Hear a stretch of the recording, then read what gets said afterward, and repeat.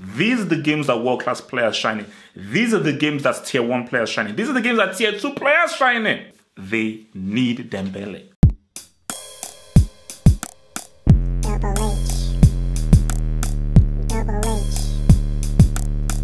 Double H. Double H. Double H. Double H. Do we have a title race? Do we have a title race? New angle, newish lens, you know. Do we have a title race? We've got a gaming addict. We have a dude who said that he would not play for Barcelona because he doesn't want to be Messi's biatch. And Atletico Madrid are currently 1 point behind Barcelona. If ever there was a time for Atletico Madrid to get their ass to GTA, it would be now. They're playing at Wanda. That's the name of their stadium. So there are many things to break down in this game. Please press pause, get a meal, get a drink, get a Kit Kat, and enjoy this lovely preview for what I believe is a big, huge game.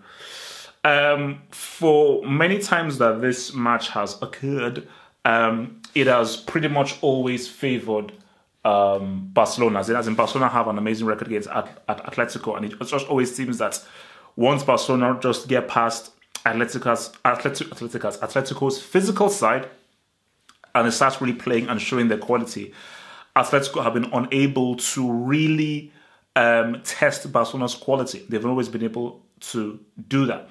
But Atletico are not really as physical as they were before, but I still feel when Barcelona really can get going, they're the superior side. Things are different.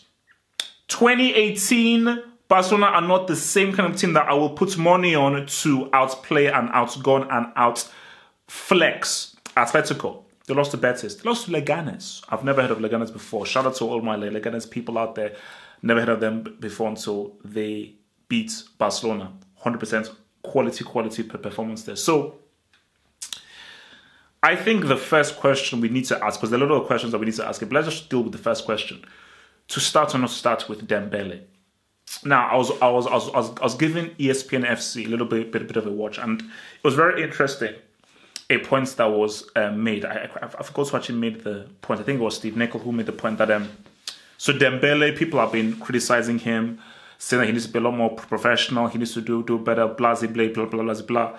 That it's a privilege to be a professional player. He needs to appreciate that. Can't use his age for being so naive. But then I think it was Steve Nicol who made the point that because normally what happens is a guy who doesn't really turn up for training, who is laissez-faire, you see it on the pitch by him not putting in good performances. But as Nicol made the point, Dembele has come up with a lot of key goals. Very key goals. I believe he scored a key goal that led to the comeback against Rayo Vallecano away. So just shows you despite him not even really being fully focused, he's still a talent. And whether you start him or not start him, he has to be involved somewhere. He has to somehow be in. Because I've already given my thoughts on the Dembele situation. I do feel he's a player that should be appreciated. This isn't 2010, 2011, or 2015 Barcelona where they had the luxury of like, no, Dembele, either our way or the highway, as Switch said to Neo in the Matrix. You don't have that luxury now. Barcelona are struggling. They don't look as forceful. They need Dembele. They need it. So that's just me being. They need Dembele. So that's that one there. Let's look at Atletico right now. Huge, massive thing. Godin, he's out. Question: Griezmann, can he step up? Godin being out, that is a huge loss because again he's the leader, he's the heart and soul of the team. So that even puts even much more pressure for Griezmann to really come good. So I think for Griezmann is this. I have him at tier 3. He's tier 2 quality. His ceiling is tier 2, but I currently have him as tier 3. I don't think he's done enough for me to put him certified into tier 2 right now. But the thing with Griezmann is this: is that these are the kind of games I need you to show up in, because I keep hearing about Griezmann, that Griezmann is this, Griezmann is that, he can do this, he can do that. But I need you to show up and to really be that dude. You know, I need you to show up and really be that dude. Because if you don't show up in this game, massive game, huge game, it is at home, at your crib, Barcelona are coming off a loss. I believe you're coming off a win. You're only 1 point behind. This game is tailor-made for you to shine. These are the games that world-class players shine in. These are the games that tier 1 players shine in. These are the games that tier 2 players shine in. So for Griezmann, you can't just hide and be, look, let me just do my thing. No, you have to do something critical in this game. If you want to now, because you said with your own mouth that, no, I should be in the Ballon d'Or shortlist, I should be mentioned amongst Messi and so forth. Fine, because Messi will be on that pitch, and you know he always brings it. Are you going to bring it? Just like that shows me being real.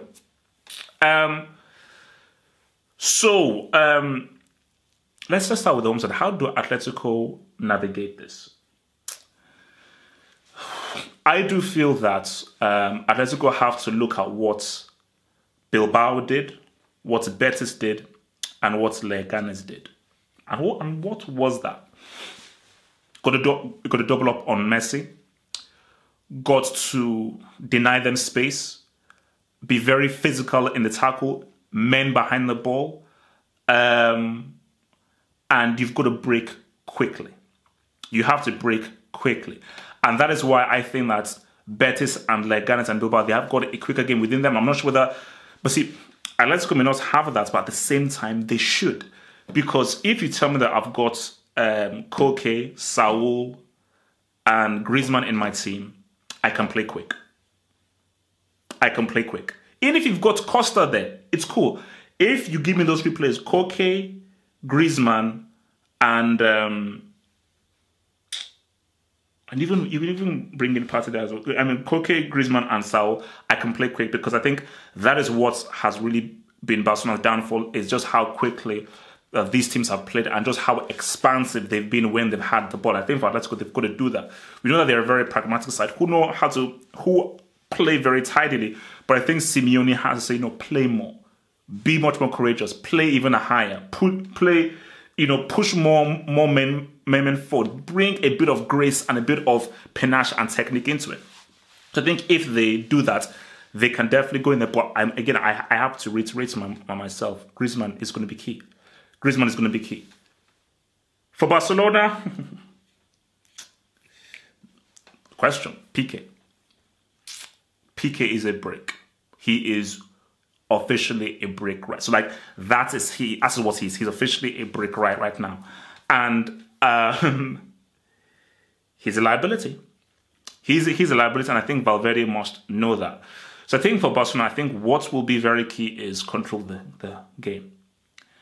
They have to avoid sustaining attacks from Atletico because the more possession they have of Atletico, the more you're gonna be susceptible to attacks, and the more that Piqué could fall into making mistakes. I think for Barcelona, they have to keep the ball well, protect the ball, and I think for Messi, I think he may have to come deeper. I think he may have to come a lot deeper and really play much more of a playmaking creator role. So I think that means that your boy Cannibal Suarez, and I think if Coutinho is fit, so they say that he may be coming back from training. He had a bit of a knock from Brazil.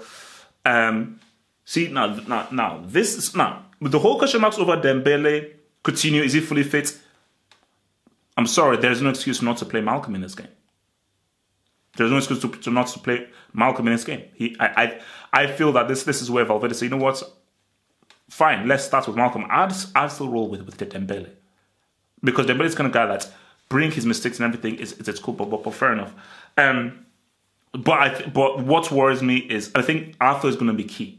Because I think Arthur has a very important role in that midfield, keeping the ball and winning the midfield battle, because it's going to be him. So he's going to be up against Koke or Saul in that midfield. So I think it's going to be very important that he really keeps hold of the ball and really tries to dictate and maintains the possession for Barcelona.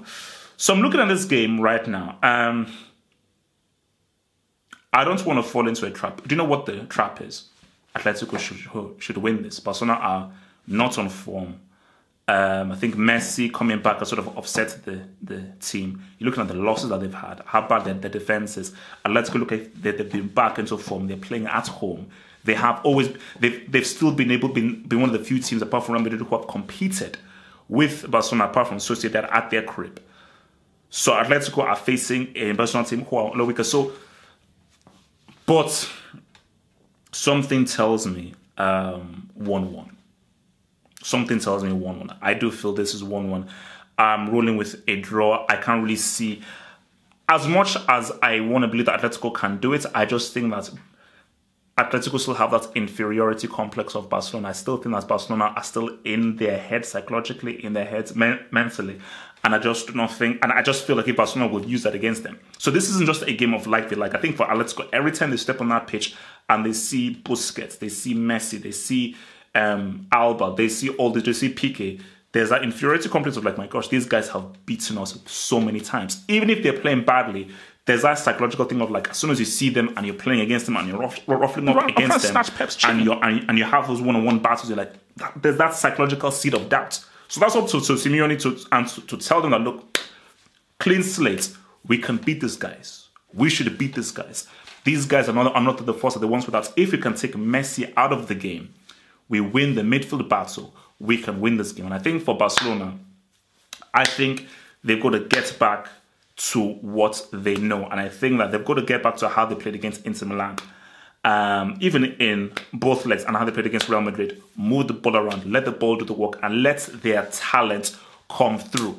And I think they've got to make the ball active, they've got to really make Atletico work. And I think if they just, it almost seems obvious, but if they play good football, they'll beat Atletico because they have the better team, they have the better players, and I think that they can outpass Atletico and really pull them apart, especially without Godin being in there. I think even more so, Barcelona should really use the ball very well. But I'm going to roll with a 1-0 scoreline. Peace. Thanks for watching the video. Now think about becoming a Football Hot patron by pledging an amount each month and then gain access to exclusive content only on the Football Hot patron page. Peace. Head over to the official site at halffootballhot.com or just click over here.